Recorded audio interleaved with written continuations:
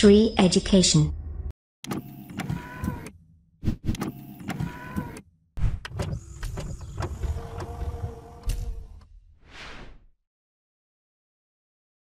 नमस्कार दोस्तों, बहुत बहुत स्वागत करता हूं मैं आप सभी का श्री एजुकेशन की तरफ से और मेरा नाम है रवि। तो दोस्तों, आज के इस वीडियो में हम मोस्ट एक्सपेक्टेड क्वेश्चन और लास्ट ईयर जो क्वेश्चंस आए हुए हैं 10-15 सालों में सभी गवर्नमेंट एग्जामों में आधुनिक भारत के, उसका ये पार्ट 3 है। ऑलरेडी 2 पार्ट अपलोड हो चुके हैं, वो सब देख लीजिए। जितने भी क्वेश्चन आए हुए हैं वो तो बताए गए हैं, उसके साथ एक्सप्लेनेशन उसका दिया गया है ताकि फ्यूचर में क्या क्या क्वेश्चन आ सकते हैं वो भी आपको मालूम पड़ जाएगा। एक क्वेश्चन जैसे आया हुआ है तो उसके रिलेटेड मैंने 5-6 या 10 क्वेश्चन बता दिए हैं जो कि आपके एग्जाम में आ सकता है। तो ये वीडियो आपके लिए बहुत इंपॉर्टेंट है।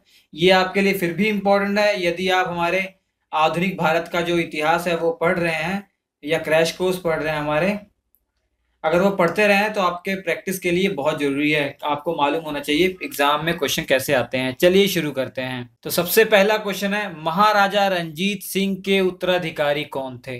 तो महाराजा रंजीत सिंह के जो उत्तराधिकारी थे, इनके बेटे खड़क सिंह थे। तो ऐसे 3 नामों का जिक्र हुआ है इतिहास में, इनके 3 बेटों का जिक्र हुआ है जो कि इनके बाद उत्तराधिकारी बने। पहले जो खड़क सिंह थे, उसके बाद जो आए थे दूसरे नंबर पे, उनका नाम था शेर सिंह। उनका नाम था शेर सिंह। उसके बाद जो आखिरी बहुत फेमस है, दलीप सिंह। दलीप सिंह इनका नाम था, ठीक है, दलीप सिंह। और इन्हीं के शासन में 2 बार युद्ध हुए थे जिन्हें बोला जाता प्रथम एंग्लो सिख युद्ध और दूसरा सेकेंड एंग्लो सिख युद्ध। प्रथम आंग्ला सिख युद्ध जो हुआ था इनके टाइम पर 1845 से 46 तक हुआ था और सेकेंड वाला 1849 तक हुआ था, ठीक है। मैं आपको बता देता हूं इनका टाइम पीरियड कब से कब तक था खड़क सिंह का।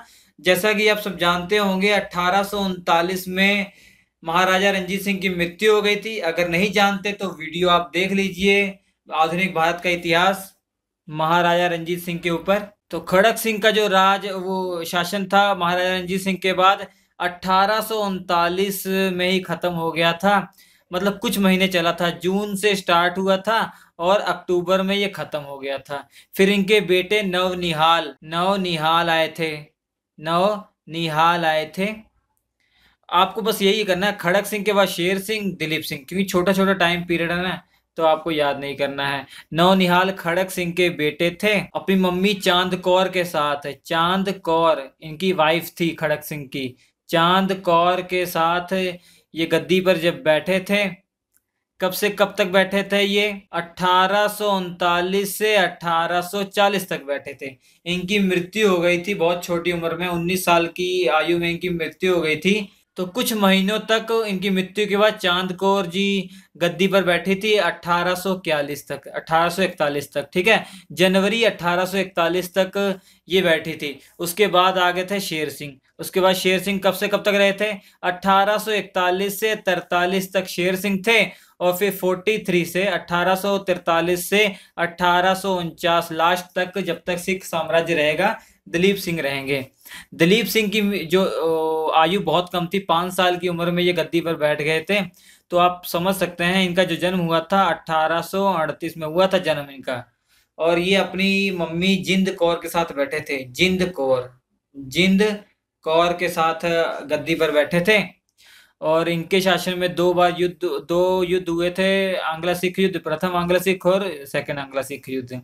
तो ये आप सबको मालूम होगा अगर आपने पहले वीडियो देखा होगा। अगर नहीं देखा है तो यहाँ आपको मालूम पड़ गया है। उसके बाद अगला क्वेश्चन हम देखेंगे, सती प्रथा पर प्रतिबंध लगाने वाला गवर्नर जनरल कौन था? आपको मालूम होगा 1819 में लॉर्ड विलियम बेंटिंग। और लॉर्ड विलियम बेंटिंग का जो टाइम पीरियड था 1828 से 33 फिर 35। इसका मतलब क्या है? 1828 में आया ये, बंगाल का गवर्नर जनरल बन के आया था। 33 तक बंगाल का गवर्नर जनरल रहा। तो 1833 में चार्टर्ड एक्ट पारित हुआ। तो उसके तहत क्या हुआ, 1833 से 1835 तक ये भारत का पहला गवर्नर जनरल बन गया। तो वो लॉर्ड विलियम बेंटिंग ने 1829 में राजा राम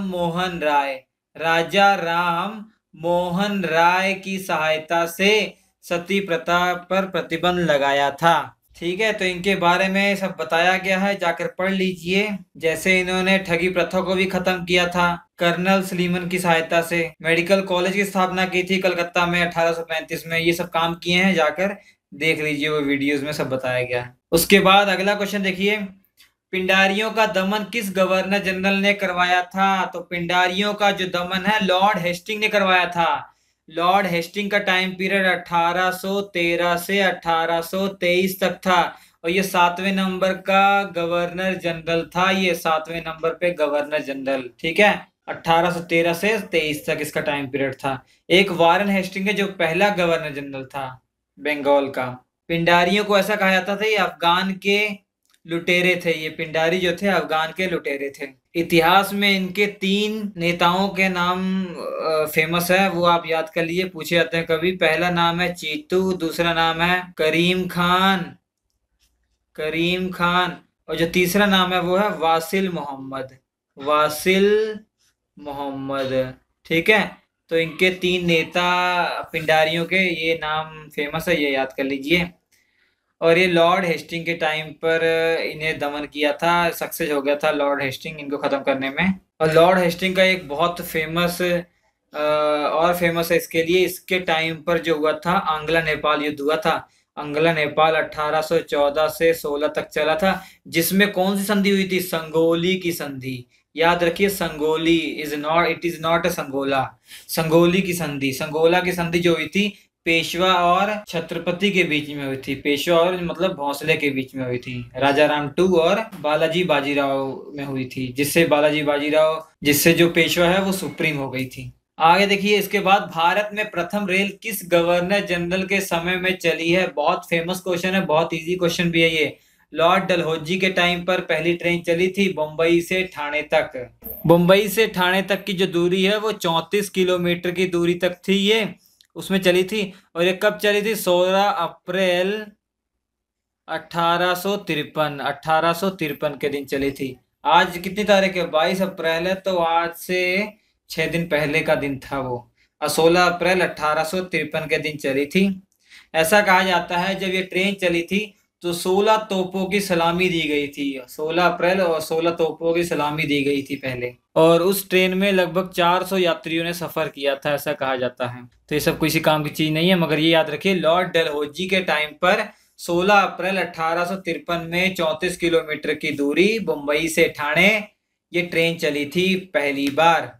लॉर्ड डलहौजी का टाइम पीरियड बहुत ही फेमस है दोस्तों, प्लीज मैं कहूंगा आप अगर वीडियो नहीं देखा देख लीजिए, क्योंकि पोस्ट ऑफिस का जो एक्ट था 1854 में इसी के टाइम पर पारित हुआ था। जो डाक टिकट जो प्रचलन में आ गया था इसी के टाइम पर आया था। और जो विद्युत तार था कलकत्ता से आगरा के बीच में 1853 में इसी ने चलवाई थी। ठीक है, इसी ने शुरू करवाई थी इसको। और जो सबसे फेमस है व्यपगत का सिद्धांत, डॉक्ट्रिन ऑफ लैप्स, मतलब इसके अंदर क्या था कि गोद प्रथा के अंत की नीति इसको कहा जाता है। मतलब जिन शासक के कोई संतान नहीं थी उनके राज्य को ये अपने में मिला लेता था, तो इस तरीके से मिलाया जाने वाला सबसे पहला राज्य जो है सतारा है। ये बहुत बार पूछा जाता है, सतारा राज्य जो है सबसे पहले मिलाया गया था 1848 में। 1848 में सतारा जो है वो सबसे पहले मिलाया गया था। सतारा कहाँ पे है? महाराष्ट्र में है, सतारा जो है महाराष्ट्र में है। उसके बाद 1849 में संबलपुर, जैतपुर ये सब मिलाए गए थे। ठीक है,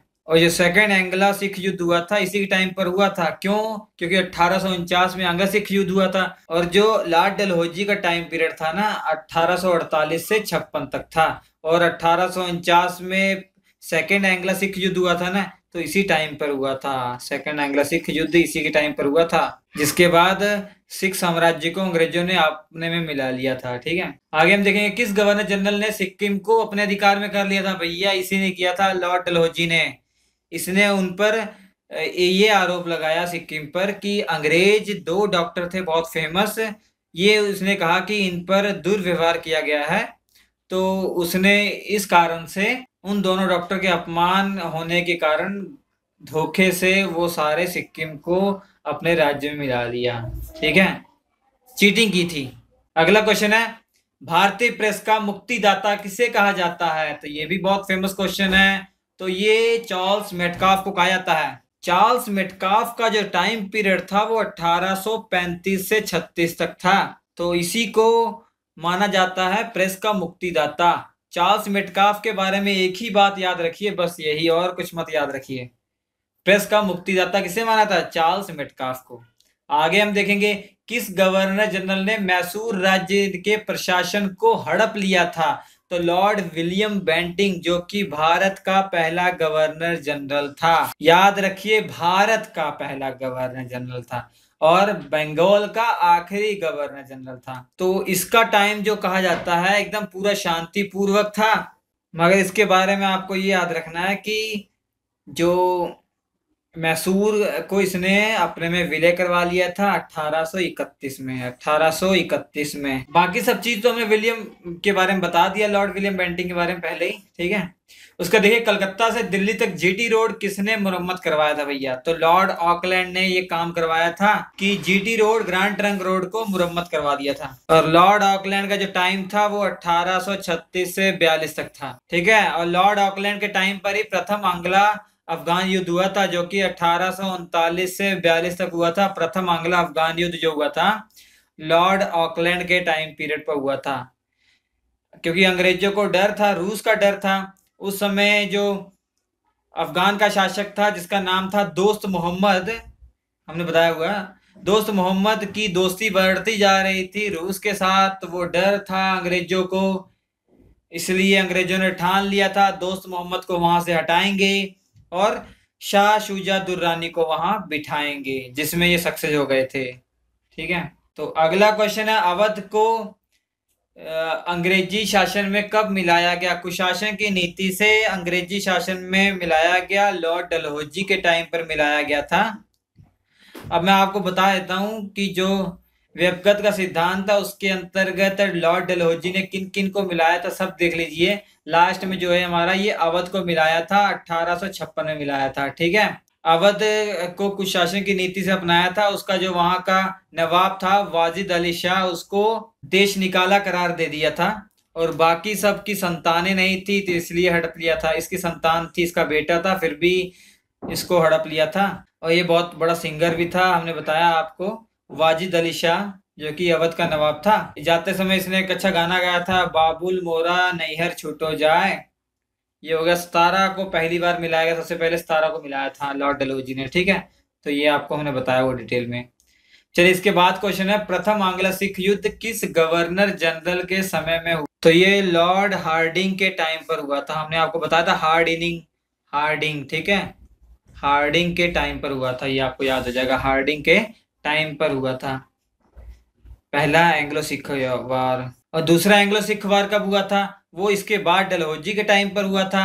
और लॉर्ड हार्डिंग का जो टाइम पीरियड था वो देख लीजिए, 1844 से 48 तक। और जो प्रथम एंग्लो सिख वॉर था इसका भी टाइम 1845 से 46 तक था, इसके बीच में ही आ रहा है, ठीक है। दो संधियां हुई थी, लाहौर की संधि और भैरववाल की संधि, जो कि 1846 में दोनों हुई थी। मार्च के महीने में पहले लाहौर की संधि हो गई थी, फिर भैरववाल की संधि 22 दिसंबर में हो गई थी।